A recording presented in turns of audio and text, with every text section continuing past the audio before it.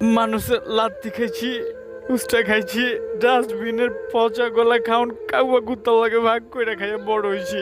আমার বাপ ক্যাঠায় আমি জানি না, শুনছি আমি যখন কোলে বাপ তখন আরেকটা শাদি করে মহল্লা ছেড়ে গেছে। আমার বয়স যখন 7 বছর, অসুখে মায়া মরে গেছে। মহল্লার এক চাচা, আল্লাহ তারে বেহেস্ত নসিব করুক, ওই চাচা সারাদিন আমার দোকানে দোকানে সাহায্য চাইয়া মায়ের দাফনের বন্দোবস্ত করছে।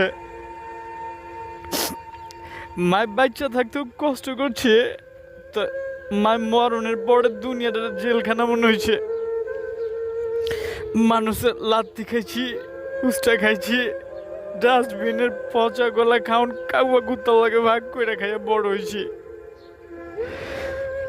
তখন বুকটার মধ্যে হাহাকার লাগতো, যদি কেউ একটু আদর করে নামটা ধরে ডাকতো, কিন্তু কেউ না। যার কাছে গেছি সকাল বিকাল 3 বেলায় ঝাড়ু দিয়ে খেদাইছে। অহন তো বড় হয়ে গেছি, অহন কেউ দরদ দেখালে তিতা লাগে। মানুষের ভালোবাসা আমার সহ্য হয় না।